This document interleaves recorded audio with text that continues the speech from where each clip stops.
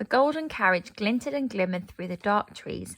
It hadn't gone very far when a group of robbers appeared on horseback. "This carriage is ours now," the leader shouted. "Let's kill the driver." The terrified coachman fled, leaving Gerda all alone with the robbers. "What shall we do with this little girl?" asked the leader, peering in through the window.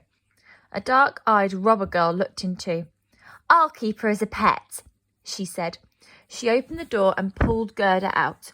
She took Gerda's new cloak and shoes to wear herself and sat the girl on the back of her horse.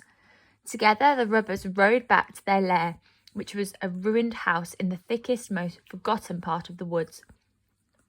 The robber girl showed Gerda the room where she slept. Then she went over to a stool in the corner of the room and led a sorry-looking reindeer out by a rope around its neck. "This is Bar," she said. "I keep him tied up or he'd run away." The robber girl looked darkly at Gerda and pulled out a glinting knife from her belt. "Don't you try to run away or I'll kill you," she said.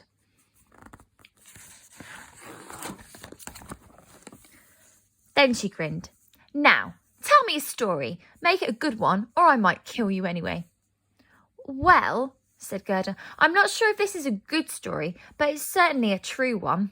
Then she told the robber girl her own story, from the roses on the rooftop at home to her search for little Kay, and how the crows and the princess and the boy had tried to help her. "Coo, coo," said a pigeon from the rafters.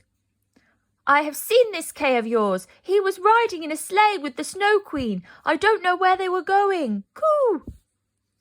The reindeer spoke up in a low velvet voice. "I know where they'd go," he said.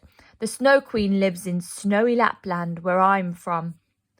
The robber girl said, "Silence, all of you!" and they all jumped with fright. She frowned and looked at Gerda a moment. "It was a good story. All my animals seem to want to help you, so I suppose I ought to help you too," she said. She untied the reindeer. "Do you know how to get to Lapland, Bar?" she asked. The reindeer looked at her with his dark, liquid eyes and nodded solemnly. "Then take this girl there to find her playmate," said the robber girl.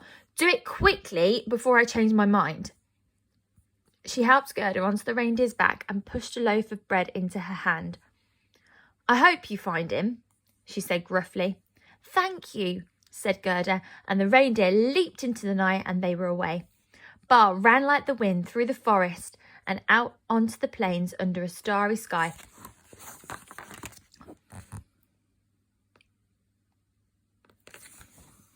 Further and further north all the time. Wolves howled and owls hooted, and the air hissed with cold. Strange emerald and blue lights flashed across the sky above them. "They're the northern lights," said the reindeer. "That means we're nearly there." The air grew so cold it felt as if it might crack, and soon all they could see around them was sparkling snow. They shared the loaf and carried on and on through the snow until Gerda's hands were frozen into the reindeer's coat and her whole body was numb with cold. At last they came to a small hut. The reindeer stopped and tapped the door with his hoof. A small bent woman let them inside. She gave the little girl some warm soup, and while she was drinking it, Bar told their story. "I know you are very clever," said the reindeer in his soft velvet voice. "You can tie all the winds together and loosen them one at a time to blow a snowdrift this way or that. Won't you help this little girl?" "How would I help her?" said the woman, her eyes bright but telling nothing. "You could make her as strong as 12 men, suggested the reindeer, "so that she could defeat the Snow Queen." The woman shook her head. 12 men could not defeat the Snow Queen as well as this little girl can, just as she is. Can't you see how powerful she is? Crows talk to her, reindeer carry her, even robbers help her. Her power is in her goodness. Nobody can defeat that." She told the reindeer to take Gerda 2 miles further north to where the Snow Queen's garden began, and to leave her there. The rest she will have to do herself. "She will die," said Bar sorrowfully. But Gerda spoke up.